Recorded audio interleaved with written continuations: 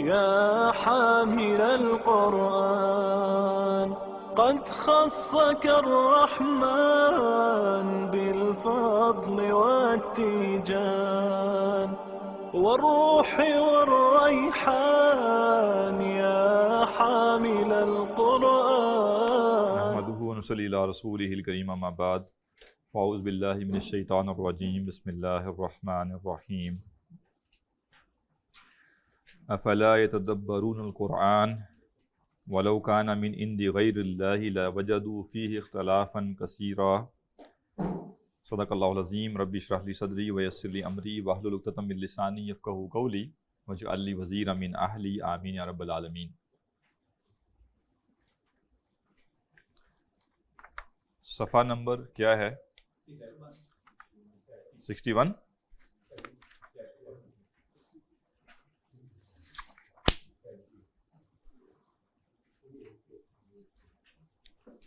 فصل یستحب ان یقرأ وهو علی طہارۃ. یہاں سے پڑھنا ہے. تو قرآن مجید کی تلاوت کے لیے طہارت کی جو شرط ہے اس کے بارے میں ہم پڑھ رہے تھے. پچھلی نشست میں ہم نے یہ پڑھا کہ تلاوت قرآن سے پہلے بھی مسواک کرنا مستحب ہے. فصل یستحب ان یقرأ وهو علی طہارۃ. مستحب یہ ہے کہ تلاوت طہارت کے ساتھ کی جائے، یعنی وضو کے ساتھ قرآن کی تلاوت کی جائے. فَإِن قَرَأَ مُحْدِثًا، اگر کوئی شخص بے وضو تلاوت کرے گا، جاز بِإِجْمَاعِ الْمُسْلِمِین، تو مسلمانوں کا اس پہ اجماع ہے کہ تلاوت بغیر وضو کے جائز. دو مسئلوں میں آپ نے فرق ذہن میں رکھنا ہے. قرآن مجید کو چھونا، اس کے لیے وضو کی شرط، یہ الگ مسئلہ ہے، اور قرآن کی تلاوت کرنا یہ الگ مسئلہ ہے. ضروری نہیں ہے کہ ہر دفعہ قرآن کی تلاوت قرآن کو چھو کر کی جائے. اگر کسی کو زبانی یاد ہے تو وہ تلاوت کر سکتا ہے، اور امت کا اس پہ اتفاق ہے کہ جو تلاوت ہے اس کے لیے وضو شرط نہیں ہے. وضو کس کے لیے شرط ہے؟ قرآن مجید یعنی مصحف کو چھونے کے لیے وضو ضروری ہے. تو یہاں وہ کہہ رہے ہیں کہ اگر کوئی شخص بے وضو، پسندیدہ یہ ہے کہ وہ باوضو پڑھے، ٹھیک ہے، یہ پسندیدہ ہے، زیادہ ریکمینڈڈ ہے کہ تلاوت کرنی ہو، زبانی بھی کرنی ہو تو باوضو ہو کے کی جائے. لیکن اگر کوئی بے وضو پڑھے گا تو جائز ہے، کوئی مسئلہ نہیں ہے. زیادہ بہتر یہ کہ باوضو ہو کر پڑھے.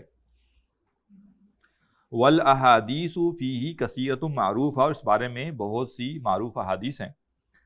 قال امام الحرمین، امام الحرمین نے کہا ولا یقال ارتکب مکروہا، یہ نہیں کہا جائے گا کہ اس نے مکروہ کام کیا. اگر کسی نے بغیر وضو تلاوت کی تو یہ نہیں کہا جائے گا کہ اس نے کسی مکروہ کا ارتکاب کیا. بل ہوا تارک للافضل، بلکہ اس نے افضل کو چھوڑا ہے. تو اسلامی تعلیمات میں یہ چیز بڑی اہم ہوتی ہے کہ آپ کسی بھی معاملے کو اس کی صحیح جگہ پہ رکھیں. مکروہ ہے تو مکروہ رہنے دیں، حرام نہ بنائیں، اور حرام ہے تو حرام رہنے دیں، اس کو مکروہ نہ بنائیں. کوئی چیز مستحب ہے تو واجب نہ بنائیں، اور کوئی چیز افضل ہے اور آپ کسی نے نہیں کی تو آپ اس کو یہ نہ بتائیں کہ اس نے کچھ غلط کر دیا. تو بعض اوقات نیکی اور تقوی کے حوالے سے ہماری حساسیت بڑھ جاتی ہے، اور ہم کوئی نیکی یا تقوی جو خود اختیار کرتے ہیں تو جب کوئی اور وہ نہیں اختیار کر رہا ہوتا تو ہمیں لگتا ہے اس نے کوئی کمی کر دی ہے. تو ہم کہیں گے نہیں، کمی نہیں کی. جب کسی نے افضل کو چھوڑا ہے تو ہم کہیں گے کہ اس نے کوئی مکروہ کام نہیں کیا، بلکہ اس نے زیادہ افضل، جو زیادہ بہتر آپشن تھا، اس کو چھوڑ کے کم بہتر کو اڈاپٹ کیا ہے. فَإِن لَّمْ يَجِدِ الْمَاءَ تَيَمَّمَ، اگر تلاوت کرنے کے لیے وضو کرنا ہو اور پانی نہ ملے تو تیمم کر لے. وَالْمُسْتَحَاذَةُ فِي الزَّمَنِ الْمَحْكُومِ بِأَنَّهُ طُهْرٌ، اور جو مستحاضہ عورت ہے، ایک خاص قسم کا مرض ہے عورتوں کا، تو مستحاضہ عورت اس وقت حکماً طہر میں شمار ہوگی، ٹھیک ہے، یعنی وہ حالت طہر میں شمار ہوگی. تو حکمہا حکم المحدث، اس کا حکم بھی وضو والے جیسا ہے. یعنی مستحاضہ عورت جو ہے اس کے لیے شریعت کا حکم یہ ہے کہ اتنے ایام جو ہوں گے وہ اس کے حالت حیض میں شمار ہوں گے، اور باقی جو ایام ہوں گے اس کے وہ پاک شمار ہوں گے. تو کہہ رہے ہیں کہ وہ زمانہ جس میں اس کا حکم یہ ہے کہ وہ طہر میں ہے، اس وقت اس کو بھی وہی کرنا ہے جو کہ کسی عام شخص کو کرنا ہے. یعنی وہ بھی تلاوت کرے تو وضو کرے اور تلاوت کرے۔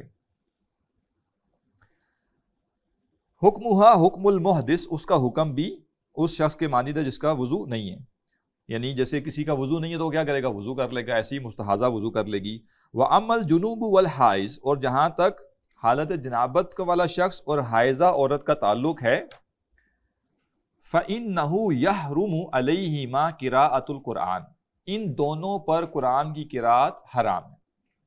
حالت جنابت میں اور حالت حیض میں زبانی تلاوت کرنا بھی جائز نہیں ہے، سواء کان آیتن او اقل منہا، وہ کہہ رہے ہیں برابر ہے، چاہے ایک آیت ہو چاہے آیت سے کم ہو، تلاوت کرنا جائز نہیں ہے۔ وَيَجُوزُ لَهُمَا، اور ان دونوں کے لیے جائز ہے، اجراء القرآن علی قلبہما من غیر تلفظ، کہ یہ قرآن کو جاری کریں دل پر بغیر زبان سے الفاظ ادا کیے۔ سبحان اللہ، ہمارا وہ دور بھی تھا جب یہ تعلیم دینی پڑی کہ ان حالتوں میں تلاوت کرنا جائز نہیں ہے، اور کچھ لوگوں کا پھر بھی یہ شوق ہے کہ وہ اس حالت میں بھی تلاوت کریں، تو اس کا جو رستہ دیا گیا وہ کیا ہے کہ اب دل میں آپ تلاوت کر سکتے ہیں زبان سے الفاظ ادا کیے بغیر۔ الفاظ ادا کرنے کا مطلب یہ نہیں کہ آواز کے ساتھ، یعنی آپ کے ہونٹ نہیں ہلیں گے، آپ کی زبان نہیں ہلے گی، اور آپ دل میں تلاوت کر سکتے ہیں، یہ جائز ہے۔ یہ حالت جنابت میں اور جو حالت حیض میں عورت ہے، یہ ان دونوں کے لیے جائز ہے۔ تو یعنی ایک یہ اینڈ ہے کہ جس وقت قرآن کی تلاوت لفظوں سے نہیں ہو سکتی، اس کا بھی ایک طریقہ بتایا گیا کہ دل سے ہو سکتی ہے، ٹھیک ہے، زبان سے نہیں ہو سکتی۔ اور ایک یہ ہے کہ آج ایک شخص اچھا بھلا چنگا سب کچھ ٹھیک ہے، پاک حالت میں بھی ہے، اور اس کو یہ بتانا پڑتا ہے کہ یار تھوڑی سی کر لو، چند آیتیں تلاوت کرنی ہے کر لو۔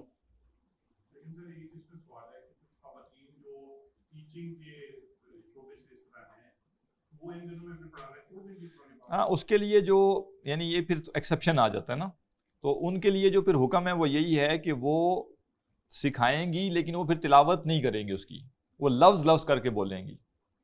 یعنی وہ جیسے ہوتا نا کہ جو تجوید پڑھا رہے ہوتے ہیں لوگ، بعض اوقات وہ قرات بھی کر کے سنا دیتے ہیں بیچ میں نا، یعنی ایک دو آیتیں پڑھائی پھر اس کی تلاوت کر کے، تلاوت وہ اس وقت نہیں کریں گی، وہ مخارج بتا دیں گے اس وقت کہ اس لفظ کو یوں ادا کرنا ہے، اس لفظ کو یوں ادا کرنا ہے، تو اتنی گنجائش ان کو دی گئی۔ تو کہہ رہے ہیں کہ ان دونوں حالتوں میں دل پر بغیر تلفظ کے قرآن کا جاری کرنا یہ جائز ہے۔ وَيَجُوزُ لَهُمَا النَّظَرُ فِي الْمُصْحَفِ، اور ان دونوں کے لیے مصحف کو دیکھنا بھی جائز ہے، چھونا جائز نہیں ہے، دیکھنا کھلا ہوا ہے تو دیکھنے میں حرج نہیں۔ وَإِمْرَارُهُ عَلَى الْقَلْبِ، اور مصحف کو اگر انہوں نے دیکھا تو مصحف پہ جو الفاظ لکھے ہوئے ہیں اس کو دل سے گزارنا یہ بھی جائز۔ وَأَجْمَعَ الْمُسْلِمُونَ، اور مسلمانوں کا اس پر اجماع ہے، عَلَى جَوَازِ التَّسْبِیحِ وَالتَّحْلِیلِ وَالتَّحْمِیدِ وَالتَّکبِیر، کہ تسبیح سبحان اللہ کہنا، تحلیل لا الہ الا اللہ کہنا، تحمید الحمدللہ کہنا، تکبیر اللہ اکبر کہنا یہ جائز ہے۔ اور کیا جائز ہے؟ وَالصَّلَاةِ عَلَى النَّبِی صلی اللہ علیہ وسلم، اور نبی صلی اللہ علیہ وسلم پر درود پڑھنا بھی جائز ہے۔ یعنی ان حالتوں میں، حالت حیض اور حالت جنابت میں یہ چیزیں جائز ہیں، اس پر امت کا اجماع ہے۔ ذکر کرنے میں مسئلہ نہیں ہے اور درود پڑھنے میں مسئلہ نہیں ہے۔ جی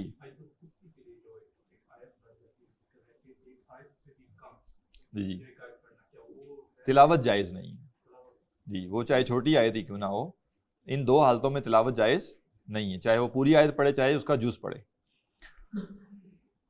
ان قال للانسان خذ الکتاب بقوہ، اگر یہ دو حالتوں والے لوگ کسی انسان سے کہیں، الفاظ کیا کہیں؟ خذ الکتاب بقوہ، کتاب کو مضبوطی سے پکڑو۔ اب یہ کتاب کو مضبوطی سے پکڑو قرآن کی آیت بھی ہے، اور یہ روزمرہ زندگی میں ضرورت بھی پڑ سکتی ہے کہ کسی نے کتاب پکڑائی اور وہ دوسرے سے گرنے لگے، اس نے فٹافٹ اس کو کہا عربی میں کہ خذ الکتاب بقوہ۔ ظاہر ہے ہمارے لیے یہ مسئلہ نہیں ہے، یہ جو اب ذکر آ رہا ہے اس کا تعلق عربوں سے ہے، اس کا تعلق ہم سے نہیں ہے، کیونکہ ہم نے عربی کیوں بولنی ہے اس موقع پہ، ہم تو اردو ہی بولیں گے۔ تو خذ الکتاب بقوہ چونکہ قرآن کی آیت کا ایک حصہ ہے، تو کہہ رہے ہیں کہ ان دو حالتوں کا شخص اگر یہ الفاظ کہے وَقَصَدَ بِهِ غَيْرَ الْقُرْآنِ، اور اس کا ارادہ قرآن کا نہ ہو بلکہ غیر قرآن کا ہو، یعنی وہ روزمرہ زندگی میں بات چیت کر رہا ہے، تو کئی الفاظ ایسے ہیں جو قرآن میں بھی آئے ہیں اور ہم اس کو ہر دفعہ جب ادا کرتے ہیں تو تلاوت کے کانٹیکس میں نہیں ادا کرتے۔ مثلا ہم نے کوئی اچھی چیز دیکھی، ہم نے کہا الحمدللہ، اب الحمدللہ قرآن کا جز بھی ہے، قرآن کا حصہ بھی ہے، تو جو تلاوت کی ارادے سے کرے گا اس کے لیے جائز نہیں ہے، اور جو تلاوت کے ارادے سے نہیں بلکہ ذکر کے ارادے سے ویسے کہے گا اس کو کوئی مسئلہ نہیں ہے۔ وہ اب وہ یہ نہیں کہا جائے گا اوہ الحمدللہ کہہ دیا، یہ تو قرآن کے الفاظ ہیں اور یہ تو پڑھنا جائز نہیں ہے۔ تو وہ کہہ رہے ہیں کہ اعتبار کس چیز کا ہوگا کہ اس نے ارادہ کیا کیا۔ اگر اس نے ارادہ کیا تلاوت کا تو اب اس نے حرام کا ارتکاب کیا، اور اگر اس نے ارادہ یا ذکر کا کیا یا عام روزمرہ زندگی میں گفتگو کر رہا تھا وہ، ٹھیک ہے نا، تو پھر اس میں مسئلہ نہیں۔ وَقَضَا مَا أَشْبَهَ، اور اسی طرح جو اس کے دیگر مشابہ اور الفاظ ہیں وہ بھی، وَيَجُوزُ لَهُمَا أَن يَقُولَ عِندَ الْمُصِيبَةِ، اور ان دو حالتوں کے لوگوں کے لیے جائز ہے کہ وہ مصیبت کے وقت کہیں اِنَّا لِلَّهِ وَإِنَّا إِلَيْهِ رَاجِعُونَ۔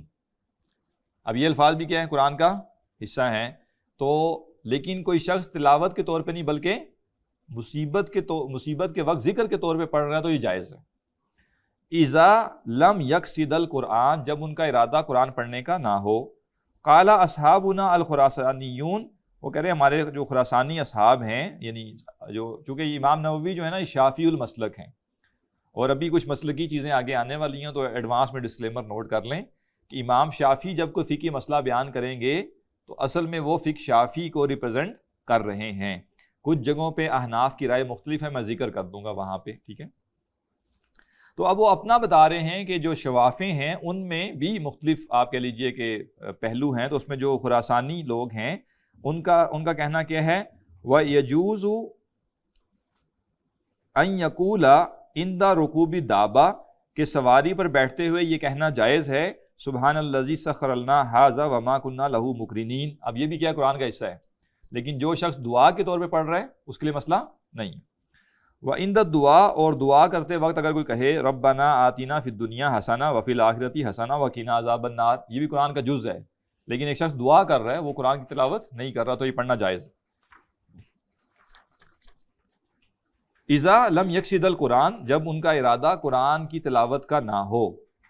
قرآن کے وہ الفاظ جو یا روزمرہ زندگی کی گفتگو کے الفاظ اور قرآن کے الفاظ ایک جیسے ہو جائیں وہ بھی جائز ہیں بولنا جبکہ ارادہ قرآن کی تلاوت کا نہ ہو، اور قرآن میں وہ اذکار جو کہ روزمرہ زندگی میں ہم کرتے ہیں وہ کرنا بھی جائز ہے ان دو حالتوں میں۔ قال امام الحرمین، امام الحرمین نے کہا فَإِذَا قَالَ الْجُنُوب، تو جب حالت جنابت والا شخص کہتا ہے بسم اللہ والحمد للہ، اب بسم اللہ بھی قرآن کا حصہ ہے اور الحمدللہ بھی قرآن کا حصہ ہے، فَإِن قَصَدَ الْقُرْآنَ عَصَا، اگر اس نے یہ ارادہ کیا کہ میں قرآن کی تلاوت کر رہا ہوں تو اس نے گناہ کیا۔ وَإِن قَصَدَ الذِّکْرَ، اور اس نے ذکر کا ارادہ کیا، او لم یقصد شیئا، یا اس نے کوئی ارادہ کیا ہی نہیں، جیسے فی البدی ہم سبحان اللہ الحمدللہ ماشاءاللہ بولتے رہتے ہیں نا بغیر کسی اسپیسیفک ارادے کے کہ کیا ہوا کہ میں یہ بول رہا ہوں، تو وہ کہہ رہے ہیں ذکر کے طور پہ کیا یا ویسے ہی کیا، لم یعصم، پھر کوئی گناہ نہیں ہے۔ وَيَجُوزُ لَهُمَا، اور ان دونوں کے لیے جائز ہے قراءۃ ما نسخ تلاوتہ، اس قرآن کے حصے کو پڑھنا جس کی تلاوت منسوخ ہو چکی ہے، کالشیخ والشیخۃ اذا زنایا فرجموہا البتہ، جیسے ایک عبارت ہے کہ بوڑھا مرد اور بوڑھی عورت جو ہے، یا یعنی یوں کہہ لیں کہ بڑی عمر کے مرد اور عورت یا شادی شدہ مرد اور عورت جو ہیں جب وہ زنا کریں تو ان دونوں کو رجم کر دو، ٹھیک ہے نا، یعنی یہ بات طے ہے کہ ان کو رجم کر دیا جائے۔ یہ آیت ہے قرآن کی، لیکن وہ آیت جو منسوخ ہے، اور منسوخ سے مراد اس کی تلاوت منسوخ ہے۔ قرآن کی جو منسوخ شدہ آیتیں ہیں وہ دو طرح کی ہیں، ایک وہ ہیں جن کی تلاوت باقی ہے، حکم منسوخ ہے، یہ وہ آیات ہیں جو قرآن میں موجود ہیں، ٹھیک ہے، وہ آیات جو قرآن میں موجود ہیں ان کی تلاوت باقی ہے اور حکم منسوخ ہے۔ اور ایسی آیات بھی ہیں جو پوری کی پوری منسوخ ہو گئی اور وہ حافظے سے بھی بلوا دی گئی، اور کچھ آیات ایسی ہیں وہ زیادہ نہیں ہیں کہ جن کا حکم باقی ہے، تلاوت منسوخ ہو گئی، یعنی وہ آیات قرآن کا حصہ نہیں ہے، قرآن سے اس کو نکال دیا گیا، اور یعنی اللہ کے نبی صلی اللہ علیہ وسلم کے دور میں اللہ کے حکم سے وہ قرآن کا حصہ نہیں رہی۔ صحابہ کہتے ہیں کہ ہم شروع میں قرآن میں یہ آیت پڑھا کرتے تھے، پھر اس آیت کو منسوخ کر دیا گیا، یہ بھی نسخ کی ایک قسم ہے، لیکن اس کا حکم باقی ہے۔ تو یہ جو آیت ہے یہ کیا ہے؟ منسوخ آیت جس کا حکم باقی ہے اور تلاوت منسوخ ہے۔ اب وہ یہ نہیں کہہ رہے کہ آپ اس کی تلاوت کریں، وہ کہہ رہے ہیں مثلا ایک شخص ہے، وہ حالت جنابت میں ہے یا وہ حالت حیض میں ہے، اور تدریس کے لیے یا کسی کو بتانے کے لیے یا گفتگو کرتے ہوئے اس کو ضرورت پیش آ گئی کہ وہ اس آیت کو کوٹ کرے، تو وہ کہہ رہے ہیں اس کے لیے اس کا پڑھنا کیا ہے؟ جائز ہے، کیونکہ یہ قرآن کا وہ حصہ نہیں ہے جس کی تلاوت کا مسئلہ ہو اس کے لیے۔ فصل اذا لم یجد الجنوب او الحائض ماء، جب حالت جنابت والا شخص یا حائضہ عورت کو پانی نہ ملے، تیمم، تو اسے چاہیے کہ تیمم کرے، وَيُبَاحُ لَهُ الْقِرَاءَةُ وَالصَّلَاةُ وَغَيْرُهُمَا، اور اس کے لیے قرآن پڑھنا، نماز پڑھنا جائز ہے، اور اس کے علاوہ کام۔ اس کا مطلب کیا ہے؟ وہ شخص جو حالت جنابت کا شکار ہے یا وہ عورت جو حائضہ ہے، اگر وہ اس حالت سے نکلنے کے لیے غسل کرنا چاہیں اور پانی دستیاب نہ ہو، یہ نہیں کہا جا رہا کہ عورت حالت حیض کے دوران یہ کر لے اور پڑھ لے، نہیں، یعنی اس کا وقت ختم ہو چکا، اب اس نے طہارت کے لیے غسل کرنا تھا لیکن غسل کے لیے پانی دستیاب نہیں ہے، اور وہ پانی کے بجائے تیمم کر لے، یا ایک شخص حالت جنابت میں تھا اور حالت جنابت سے نکلنے کے لیے غسل کرنا چاہتا تھا لیکن پانی نہیں تھا اور اس نے تیمم کر لیا، تو یہ بات ہو رہی ہے۔ واضح؟ یہ نہ ہو کہ کسی کو یہ لگے کہ اس سے مراد یہ ہے کہ دوران حالت حیض ہی ہو سکتا ہے، ایسا نہیں ہے۔ تو وہ کہہ رہے ہیں تو وہ تیمم کر لے، اور تیمم کرنے کے بعد کیا ہوگا؟ یباح لہ القراءۃ والصلاۃ وغیرہما، اس کے لیے قرآن کی تلاوت بھی جائز ہو جائے گی، اس کے لیے نماز پڑھنا بھی جائز ہو جائے گا، دیگر کام جو کہ رکاوٹ تھے وہ بھی اب جائز ہو جائیں گے۔ فَإِنْ أَحْدَثَ، تیمم کیا، تلاوت کی یا نماز پڑھی یا کوئی اور ایسا کام جو پہلے ممنوع تھا وہ کر لیا، اب وہ بے وضو ہو گیا۔ تیمم اس نے کس کے لیے کیا تھا؟ وضو کے لیے یا غسل کے لیے؟ غسل کے لیے۔ غسل کے بدلے تیمم کیا، اور تیمم کرنے کے بعد کچھ وقت کے بعد اس کا وضو ٹوٹ گیا، یعنی وہ حدث اصغر لاحق ہو گیا جس سے وضو ٹوٹتا ہے۔ اب کیا کرنا ہے؟ حرمت علیہ الصلاۃ، اس پر نماز حرام ہو جائے گی۔ کیوں حرام ہو جائے گی؟ کیونکہ وہ بے وضو ہے، اس لیے نہیں کہ وہ بے غسل ہے، یعنی غسل اس کا ہو گیا، یہ تیمم کرنے سے غسل ہو گیا، غسل کا قائم مقام و تیمم ہو گیا۔ اب وضو ٹوٹا ہے تو نماز کی شرط کیا ہے؟ وضو، اور تلاوت کی شرط ہے؟ تلاوت کی شرط وضو نہیں ہے، تلاوت کے لیے وضو شرط نہیں ہے، لہذا کیا ہوگا؟ وَلَمْ تَحْرُمِ الْقِرَاءَةُ، تو اس کے لیے قرآن پڑھنا، وَالْجُلُوسُ فِي الْمَسْجِدِ، اور مسجد میں بیٹھنا یہ حرام نہیں ہوگا۔ واضح؟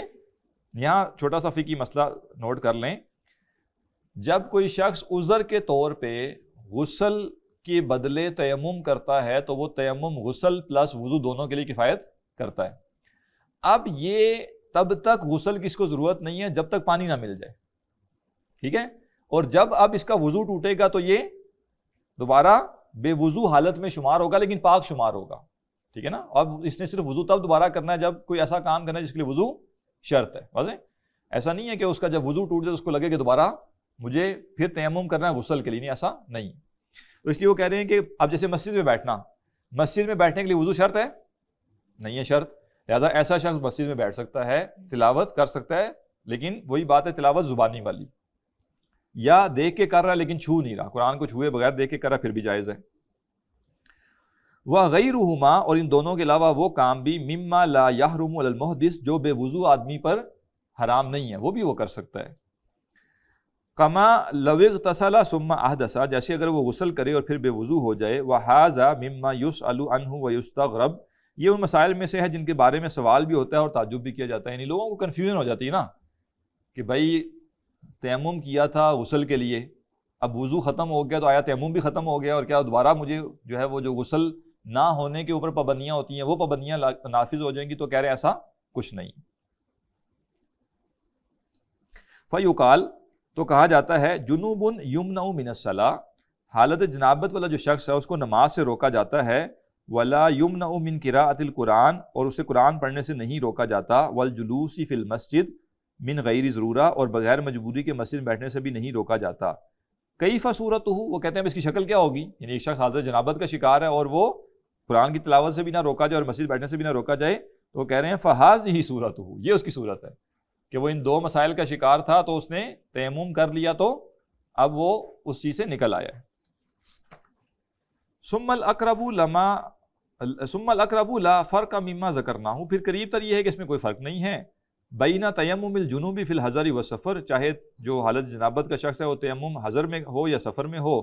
وذکر بعض اصحاب الشافعی، اور امام شافعی کے بعض اصحاب نے کہا انہ اذا تیمم فی الحضر، کہ اگر کوئی شخص مقیم ہوتے ہوئے تیمم کرے استباح الصلاۃ، تو اس کے لیے نماز پڑھنا جائز ہے، ولا یقرأ بعدہا، لیکن وہ اس کے بعد قرآن نہ پڑھے، ولا یجلس فی المسجد، اور مسجد میں نہ بیٹھے۔ اب بعض لوگوں نے شرط لگائی کہ بھائی اگر آپ حالت قیام میں تو کیا کریں، ٹھیک ہے مجبوری کی وجہ سے آپ نے تیمم کیا ہے، لیکن اب آپ اس تیمم سے صرف نماز پڑھیں گے، باقی کام نہیں کریں گے۔ وصحیح، اور کہہ رہے ہیں صحیح رائے یہ ہے جواز ذالک کما قدمناہ، کہ یہ جائز ہے، یہ یعنی اس پچھلی رائے کی وہ نفی کر رہے ہیں، وہ کہہ رہے ہیں صحیح رائے یہ ہے کہ اگر کسی نے تیمم کر لیا پانی نہ ہونے کی وجہ سے، تو اب اس کے لیے ساری پابندیاں جو کہ ناپاک ہونے کی تھی وہ ختم ہو گئی۔ وَلَوْ تَيَمَّمَ ثُمَّ صَلَّى وَقَرَأَ، اور اس نے تیمم کر لے اور نماز پڑھے اور قرآن پڑھے، ثُمَّ رَأَى مَاءً يَلْزَمُهُ اسْتِعْمَالُهُ، اور تیمم کرنے کے بعد نماز پڑھی، قرآن کی تلاوت کی، اب پانی مل گیا، اب کیا کرنا پڑے گا، پانی کا استعمال لازم۔ اب وہ یہ نہیں کہہ سکتا میں تو پاک ہوں بھائی اب کیا مسئلہ ہے، وہ اس کو عارضی سہولت ملی تھی پانی کے نہ ہونے کی وجہ سے، پانی حاصل ہوتے ہی تیمم چاہے وضو کے لیے کیا ہے چاہے غسل کے لیے کیا ہے، وہ چیز ختم ہو گئی۔ اب آپ کو اگر وضو کے بدلے تیمم کیا تھا تو وضو کرنا پڑے گا، اگر غسل کے بدلے تیمم کیا تھا تو غسل کرنا پڑے گا۔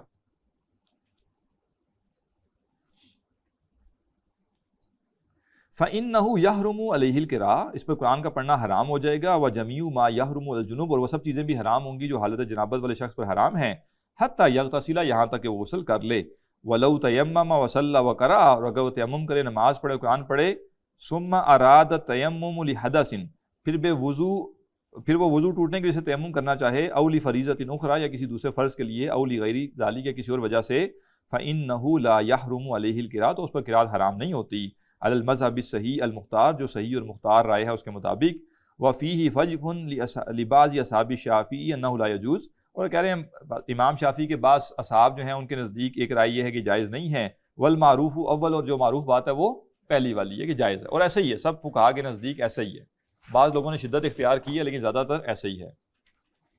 اما اذا لم یجد الجنوب ماء ولا ترابا، اب اگر معاملہ یہ ہے کہ حالت جنابت والے شخص کو نہ پانی ملے اور نہ مٹی، یعنی نہ وہ غسل کر سکتا ہے اور نہ تیمم کر سکتا ہے، تو اب کیا کرے گا، فَإِنَّهُ لَا يُصَلِّي لِحُرْمَةِ الْوَقْتِ عَلَى حَسَبِ حَالِهِ، تو وہ اپنی حالت کے مطابق وقت کی حرمت کی وجہ سے نماز نہ پڑھے، وَيَحْرُمُ عَلَيْهِ الْقِرَاءَةُ خارج الصَّلَاةِ، اور اس پر نماز کے باہر قرآن پڑھنا بھی حرام ہے، یعنی اس کو رکنا پڑے گا۔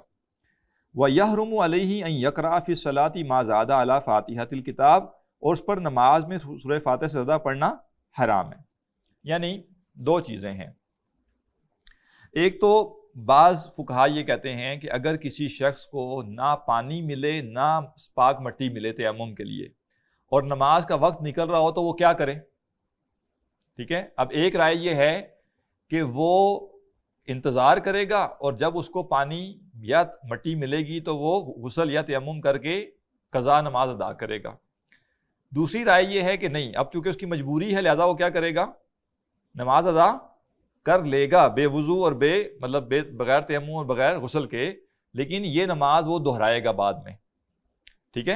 اور تیسری رائے یہ ہے کہ وہ نماز کی حالت پیدا کرے گا لیکن وہ نماز کے اندر پڑھے گا نہیں، یعنی قیام کرے گا، رکوع کرے گا، سجود کرے گا، لیکن تلاوت نہیں کرے گا، اور جب وہ اس کو غسل کے لیے پانی مل جائے گا یا تیمم کے لیے مٹی مل جائے گی تو اب وہ نماز قضا کرے گا۔ یہ فقہ حنفی کی رائے، آخری والی جو رائے نا یہ فقہ حنفی کی ہے۔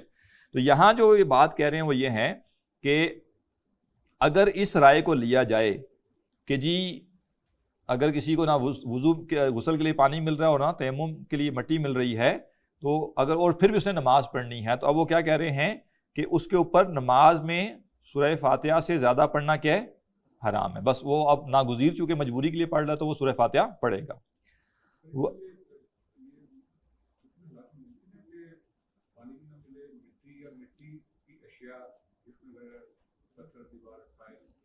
ہاں جی ہاں بالکل بالکل ممکن ہے یہ، ٹھیک ہے نا.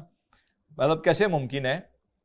ایسے ممکن ہے کہ ایک شخص بالکل برفانی جگہ پہ ہے، برف بھی جمی ہوئی ہے، مٹی اس کو مل ہی نہیں رہی، ٹھیک ہے نا، اور برفانی علاقے میں ہونے کی وجہ سے وہ زیادہ ٹریول بھی نہیں کر سکتا کہ وہ بہت زیادہ ٹریول کر کے ڈھونڈے.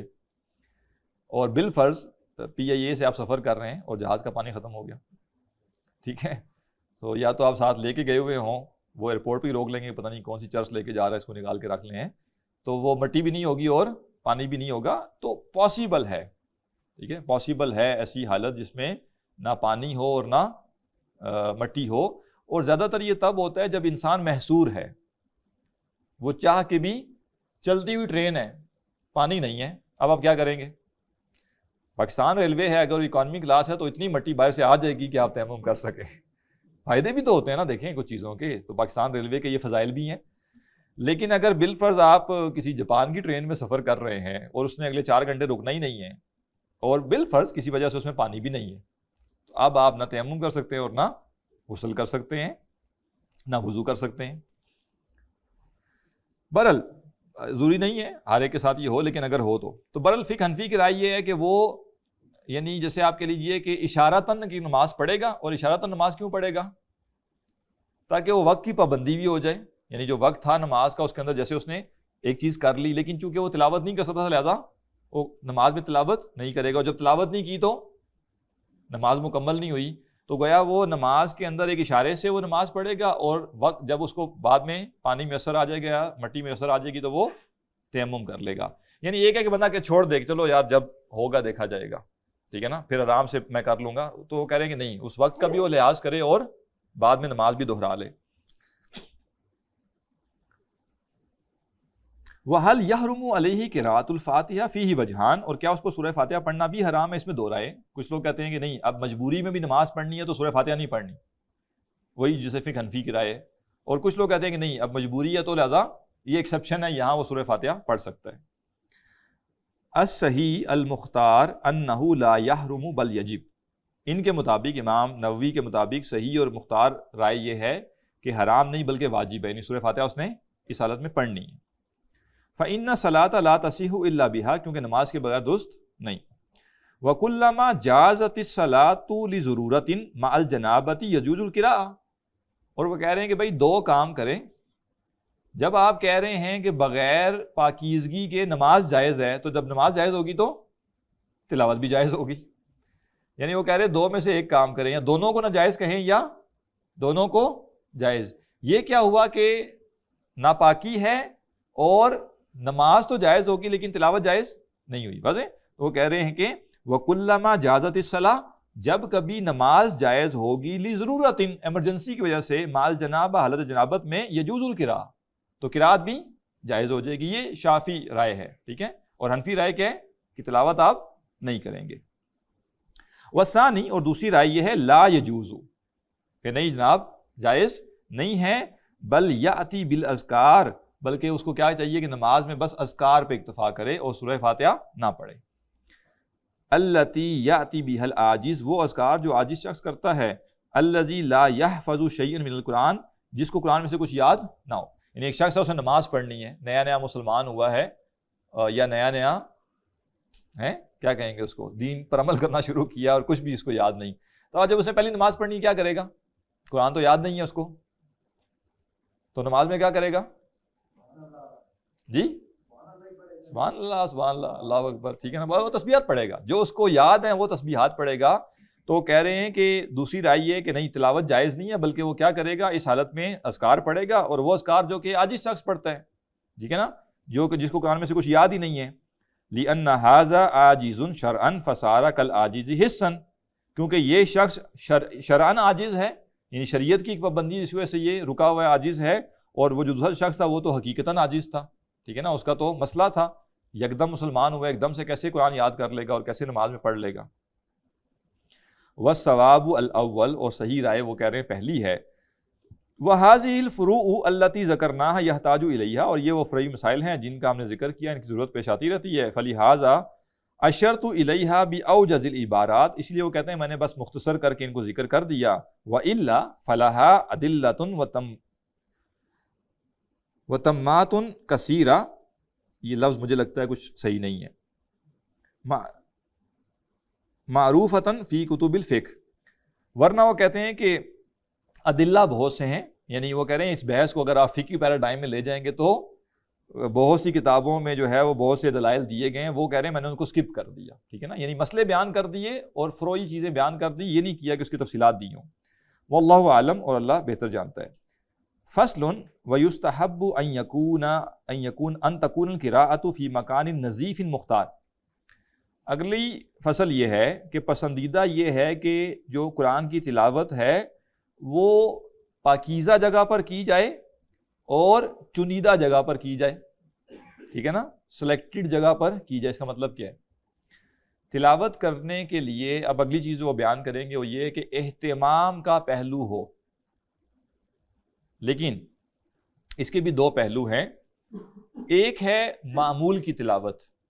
معمول کی تلاوت کے لیے اہتمام کرنا بہتر ہے، یعنی آپ اس کے لیے جگہ مختص کر لیں کہ یہ تلاوت میں فلاں جگہ بیٹھ کر کروں گا. دیکھیں ہم کیا کرتے ہیں، آفس کا کام کرنا ہے، ایون گھر بیٹھ کے بھی کرنا ہے، تو ہم کہیں گے ایسے نہیں بھائی کہ کہیں بھی بیٹھ کے کر لیں، ذرا ایک جگہ ہو، ایک ڈیسک لگا ہو، وہاں ذرا توجہ سے بندہ کر لیتا ہے. تو ایسے کوئی بھی جگہ گھر میں کوئی بھی ایک مقام ہے وہ آپ نے چوز کیا ہوا ہے کہ تلاوت میں یہاں بیٹھ کر کروں گا. اور دوسرا وہ کہہ رہے ہیں کہ جو جگہ ہو کیا ہو، نظیف ہو، صاف ستھری جگہ ہو. ٹھیک ہے. دوسرا پہلو یہ ہے کہ ایک انسان کثرت سے تلاوت کرتا ہے، تو اب ہر جگہ تلاوت کے لیے وہ یہ نہیں کر سکتا. وہ کہ ہو تلاوت تو میں گھر کے کونے میں بیٹھ کے کرتا ہوں، تو چونکہ میں باہر ہوں لہٰذا میں تلاوت نہیں کروں گا. تو وہ یہ نہیں کہہ رہے کہ تلاوت آپ چھوڑ دیں اس بنیاد پہ کہ ابھی آپ اس جگہ پہ نہیں ہیں.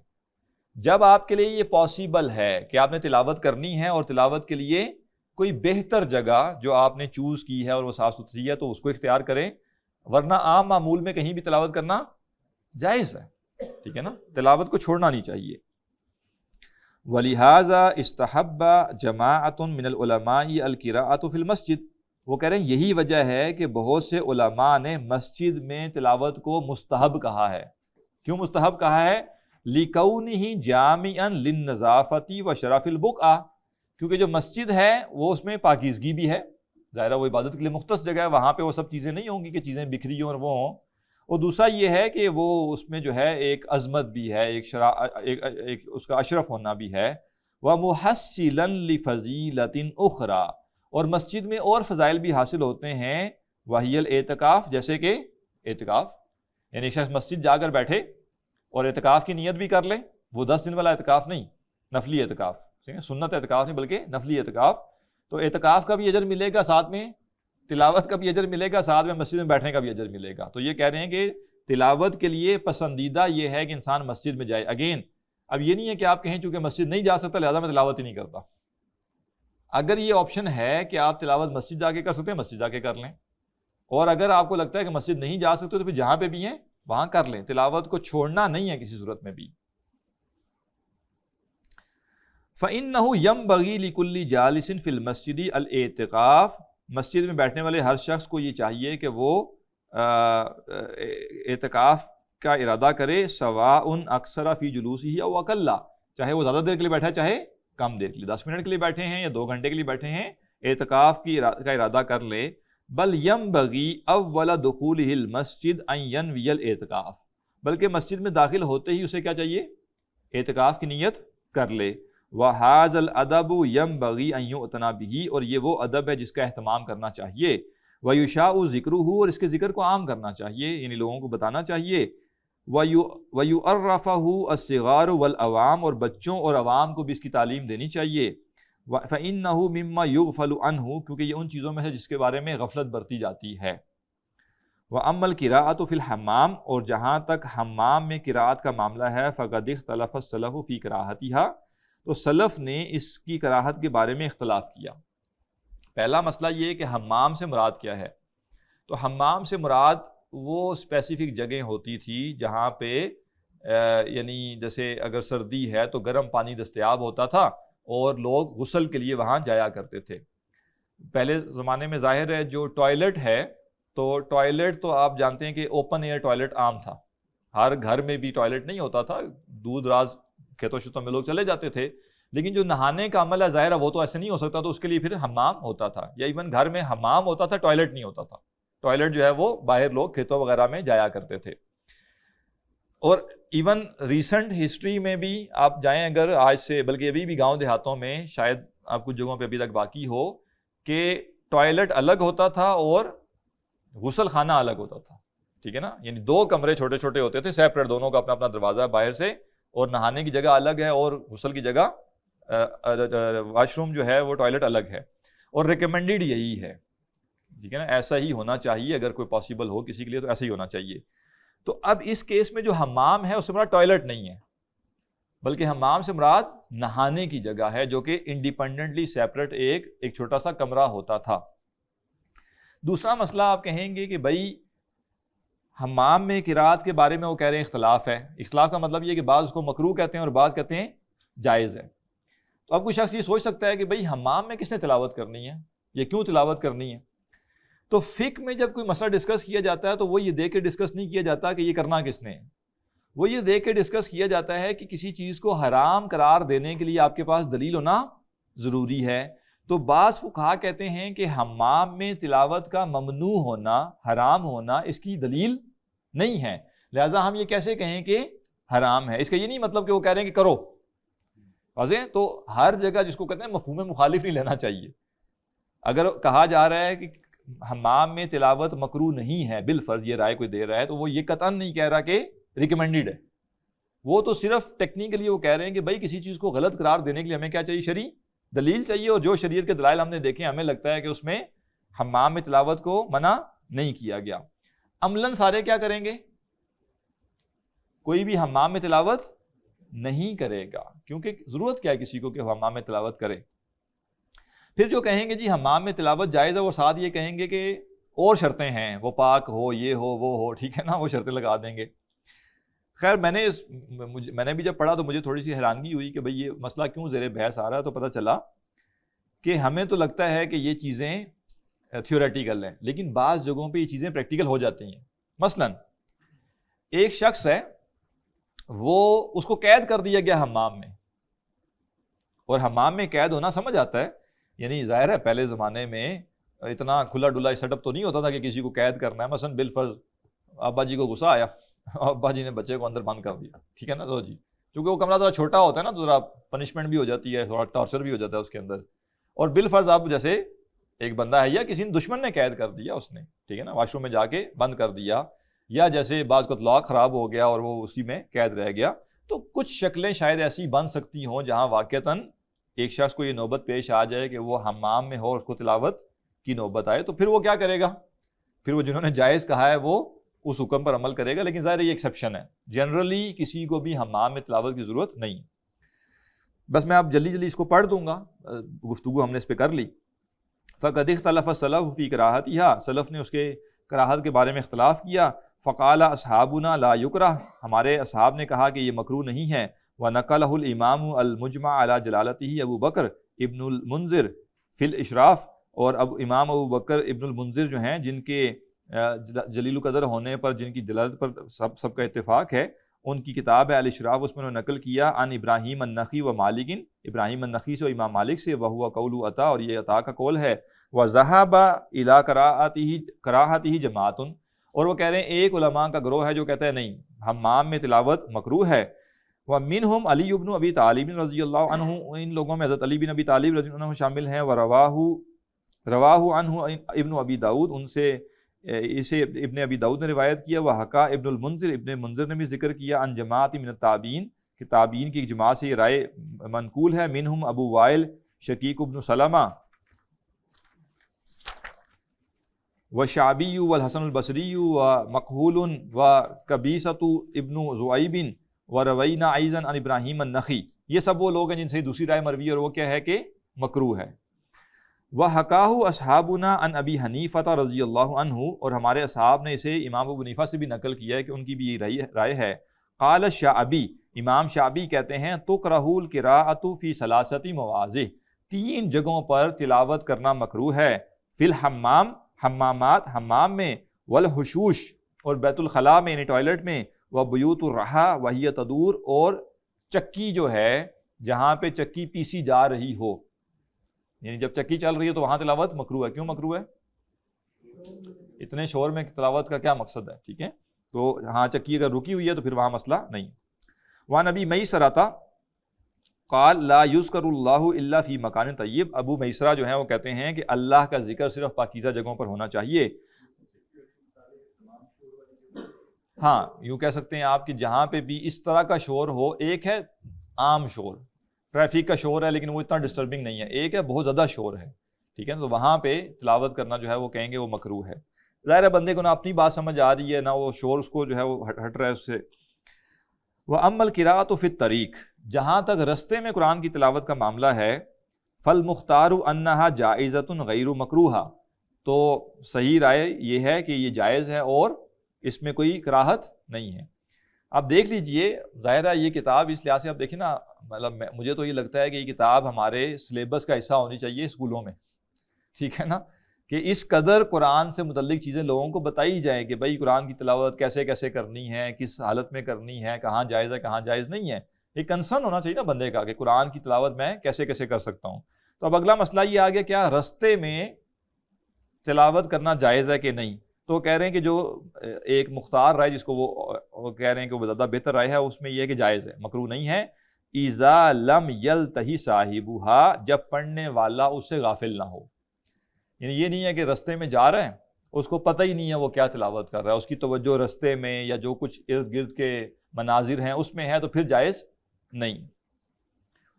فَإِنِ انْتَهَا عَنْهَا كُرِهَتْ، اور اگر وہ غافل ہو اپنی تلاوت سے تو پھر یہ مکروہ ہو جاتی ہے۔ كَمَا كَرِهَ النَّبِيُّ صلی اللہ علیہ وسلم الْقِرَاءَةَ لِلنَّاسِ، جیسے نبی صلی اللہ علیہ وسلم نے اس شخص کی قرات کو منع کیا یا ناپسند کیا جو اونگ رہا ہو، کیوں؟ مخافۃ من الخلط، اس اندیشے سے کہ وہ خلط ملط کر دے گا، آیتیں آگے پیچھے کر دے گا۔ اب ایک بندہ اونگ رہا ہے اور تلاوت کر رہا ہے تو اس کو کہا گیا بھائی چھوڑ دو تلاوت، اونگتے ہوئے تلاوت نہ کرو، تمہیں پتہ ہی نہیں تم کیا پڑھ رہے۔ اسی طرح جو شخص سفر کر رہا ہے، رستے میں چل رہا ہے، کوئی بھی ٹریولنگ میں ہے، اس کی توجہ اپنی تلاوت کی طرف نہیں ہے تو اس کے لیے تلاوت کرنا مکروہ ہے، اور اگر توجہ ہے تلاوت پہ تو پھر وہ کہہ رہے جائز۔ وَرَوَا ابو داؤد عن ابی درداء رضی اللہ عنہ، ابو داؤد جو ہے انہوں نے حضرت ابو درداء سے روایت کیا، انہو کانا یقرأ فی الطریق، کہ وہ رستے میں قرآن پڑھا کرتے تھے۔ وَرَوَا عمر بن عبد العزیز رحمہ اللہ، اور عمر بن عبد العزیز رحمہ اللہ سے روایت ہے، انہو اذن فیہا، کہ انہوں نے بھی اس کی اجازت دی۔ قال ابن ابی داؤد، ابن ابی داؤد نے کہا، حدثنی ابو الربیع، کہ مجھ سے ابو ربیع نے بیان کیا، قال اخبرنا ابن وہب، کہ ہمیں ابن وہب نے بتایا، قال سألت مالکا، وہ کہتے ہیں کہ میں نے امام مالک رحمہ اللہ سے پوچھا، ان الرجل یصلی من آخر اللیل، کہ وہ شخص جو کہ رات کے آخر میں نماز پڑھتا ہے، فیخرج الی المسجد، پھر وہ مسجد کی طرف نکلتا ہے، وقد بقی من السورۃ التی کان یقرأ فیہا شیء، کہ وہ سورت جو وہ پڑھ رہا تھا اس کا کچھ حصہ باقی رہ جاتا ہے، یعنی اس نے تہجد پڑھی اور کچھ حصہ اس کا باقی رہ گیا، اور اب وہ مسجد سے گھر سے نکل کے مسجد آیا ہے فجر پڑھنے کے لیے، تو کیا وہ مطلب کر سکتا ہے؟ قال ما اعلم القراءۃ تکون فی الطریق، امام مالک نے کہا بھائی مجھے نہیں پتا کہ رستے میں بھی تلاوت ہو سکتی ہے، انہوں نے اس سے یعنی کہا کہ نہیں ایسا نہیں ہو سکتا۔ وہ کریہ ذالک، کو اسے ناپسند کیا، وہذا اسناد صحیح عن مالک رحمہ اللہ، اور یہ صحیح سند ہے امام مالک سے۔ تو امام مالک کی رائے یہ ہے کہ رستے میں تلاوت کرنا صحیح نہیں ہے، اور اوبیس بات ہے کہ ان کا کنسرن کیا ہوگا، انسان کی توجہ نہیں ہوگی، تو گویا جو ڈیسائسو چیز ہے نا وہ اصل میں ہے توجہ۔ اگر آپ رستے میں چلتے ہوئے یا کوئی اور کام کرتے ہوئے تلاوت کر رہے ہیں، اگر تو توجہ ہے، اور توجہ کا مطلب کیا ہے کہ آپ صحیح پڑھ رہے ہیں، آپ اونچ نیچ نہیں کر رہے، تو پھر آپ پڑھ لیں، اور اگر توجہ نہیں ہے اور پتہ نہیں چلا سورت شروع کوئی اور کی تھی اور وہ ایک آیت متشابہ لگی اور جم کر کے کسی اور صورت پہ چلے گئے اور بس پڑھتے جا رہے ہیں، پھر وہ کہہ رہے ہیں مناسب نہیں۔ وَهَذَا إِسْنَادٌ صَحِيحٌ عَنْ مَالِكٍ رحمہ اللہ، اور یہ صحیح سند سے امام مالک سے یہ مروی ہے۔ اب آگے کچھ مزید آداب ہیں وہ انشاءاللہ اگلی کلاس میں ہم پڑھیں گے، سوال ہے تو کر لیجئے۔ یہ سننے کے بارے میں کیا قرآن گاڑی میں سنتے ہیں اور توجہ نہیں ہوتی، جی ڈسکشن بھی چل رہی ہوتی ہے، ہاں جی، قرآن کی جو قرات سننے کا معاملہ ہے، خاص طور پہ چونکہ اب ریکارڈڈ ملتی ہے، تو حکم یہی ہے کہ جب قرآن پڑھا جائے تو خاموش رہو اور اس کو سنو۔ تو اگر ایک شخص گفتگو کرنا چاہتا ہے تو اب تلاوت اس کو روکنی پڑے گی، یہ نہیں ہو سکتا کہ تلاوت بھی لگی ہوئی ہو اور گپ شپ بھی ہو رہی ہو، یہ نہیں ہو سکتا۔ اور ایسی جگہ بھی تلاوت نہیں لگانی چاہیے آڈیو یا ویڈیو کی شکل میں جہاں لوگ کوئی نہ کوئی ضروری کام کر رہے ہوں. بعض اوقات لوگ یہ بھی کر لیتے ہیں نا کہ بھائی دکان میں جو ہے صبح تلاوت لگا دی, ساتھ ہی گاہک بھی ڈیل ہو رہے ہیں, ساتھ میں لوگ گزر بھی رہے ہیں, باہر کے اور کام کاج بھی چل رہے ہیں, تو ایسی جگہ پہ تلاوت اتنی بلند آواز میں نہیں لگانی چاہیے, کیونکہ تلاوت جہاں جس کے کان میں پڑے گی اس کے لیے سننا ضروری ہے. اور اگر کسی نے ایسی جگہ لگا دی ہے جہاں لوگوں کے لیے سننا مشکل ہو رہا ہے کیونکہ وہ اپنے روزمرہ کے کاموں میں لگے ہیں, تو پھر گناہ گار یہ شخص ہے نا جس نے ان کو اس آزمائش میں ڈال دیا کہ وہ خاموش ہوں اور سنیں ہی سنیں. یا جیسے کوئی سفر کر رہا ہے وہ اس نے وہاں پہ لگا دی تو یہ مناسب نہیں ہے. دوسری جو چیز ہے وہ یہ ہے کہ تلاوت تب ہی سننی چاہیے جب انسان کی کسی حد تک توجہ ہو اس کی طرف, ذہن کہیں کا کہیں گیا ہوا ہے, اس کو پتہ ہی نہیں ہے, تلاوت لگی ہوئی ہے, تو یہ مناسب نہیں ہے. اس سے کیا ہوتا ہے کہ ہماری حس کم ہوتی چلی جاتی ہے, ٹھیک ہے نا. پھر ہمارے لیے قرآن سننا اتنی بڑی بات ہی نہیں ہوتا, بس ٹھیک ہے پلے کر دیا, لگے ہوئے ہیں اپنی ذہن کی میں پلاننگیں میں چل رہی ہیں, ٹھیک ہے نا, سارے وہ عمارتیں بھی ذہن میں چل رہی ہیں اور ساتھ میں تلاوت بھی چل رہی ہے. تو نعوذ باللہ یہ بیک گراؤنڈ میوزک کا جو کانسیپٹ ہے نا, اس کو تلاوت کے ساتھ نہ جوڑا جائے. جیسے لوگ ہوتے ہیں نا میوزک چلا کے اپنے کام بھی کر رہے ہیں, باقی سب چیزیں کر رہے ہیں, تو ہر چیز ہم نے وہاں سے اٹھا کے یہاں نہیں لانی. تو تلاوت جب بھی سننی ہے ایک حد تک توجہ ہوگی تب سنی جائے, اور اس کے بیچ میں گفتگو نہ کی جائے, اور گفتگو کرنا ہو تو تلاوت کو روک کر گفتگو ضروری کر کے پھر اس کو دوبارہ سنا جائے, اور اسی طرح سنا جائے کہ صرف جس نے سننا ہے وہ سنے. زبردستی بعض کا ایسا بھی ہوتا ہے نا کہ آپ کسی کے ساتھ گاڑی میں بیٹھے اور 3-4 لوگ ایک گاڑی میں بیٹھ کے سفر کر رہے ہیں, تو حضرت صاحب نے ساتھ ہی وہ اس کو پلے کر دیا اور تلاوت والا چینل پکا لگا بہت. اب پورے رستے جو ہے وہ تلاوت چل رہی ہے, بھئی آپ نے تو سننی تھی, باقی ساروں کو تو آپ نے زبردستی سننا ہی. تو ٹھیک ہے اچھی بات ہے, نیک بات ہے, لیکن باقیوں پر لازم تو اس کو نہ کریں. تو اس لیے ایسا نہیں کرنا چاہیے. یا پھر سب سے پوچھ لیا جائے, ٹھیک ہے نا, کہ بھائی میں لگانے لگا ہوں, کوئی مسئلہ تو نہیں ہے. جی سر ہم نے کافی فضائل پڑھ لی ہیں تلاوت کے بارے میں, جی لیکن جتنے بھی صحابہ کے اقوال بیان ہوئے ہیں یا امام شافعی نے یا امام بخاری نے جو تلاوت کی بات کی ہے, تو ایک تو یہ تھا کہ وہ اہل زبان تھے اور ان کے مخاطبین بھی عرب تھے, تو شاید آگے چل کے اس میں ترجمے کا یا سمجھنے کا ذکر اس لیے نہ آئے کیونکہ وہ عربی جانتے تھے, مطلب بھی مفہوم بھی جانتے تھے. اب ہم اجمی ہیں تو اجمیوں کے لیے یہی شیڈیول فالو ہوگا یا انڈرسٹینڈنگ کو زیادہ توجہ؟ ہاں, قرآن کا جو فہم ہے نا, ایسا نہیں ہے کہ جو اہل زبان تھے ان کو درکار نہیں تھا. آپ یوں کہہ سکتے ہیں کہ اسٹیپ 1 ان کے پاس پہلے سے تھا. فہم قرآن کے اگر سے 10 درجات ہم بنائیں تو اہل عرب جو تھے وہ 10 کے 10 درجات سے واقف نہیں تھے, بلکہ صرف جو پہلا درجہ تھا اور وہ کیا تھا کہ الفاظ کے معنی ان کو سمجھ آ رہے ہیں. میں ایک مثال عرض کرتا ہوں سادی سی.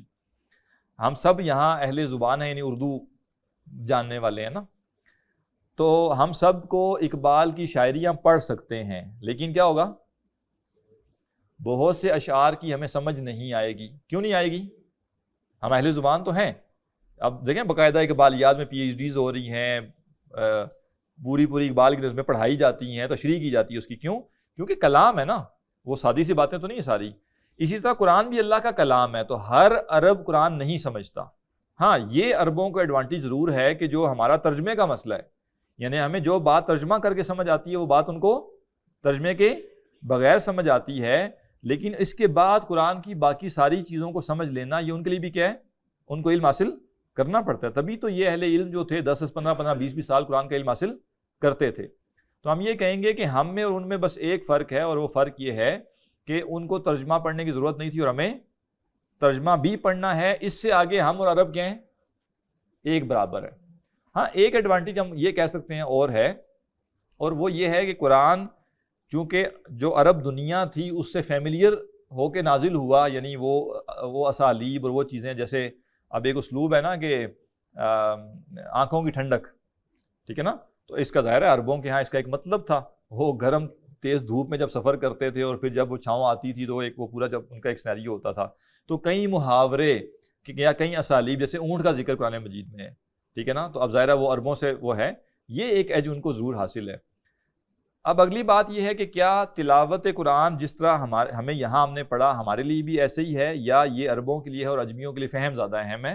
تو ہم یہ کہیں گے کہ تلاوت اپنی اس کی اہمیت ہے, اس کا اپنا مقام ہے, اور فہم کا اپنا ہے.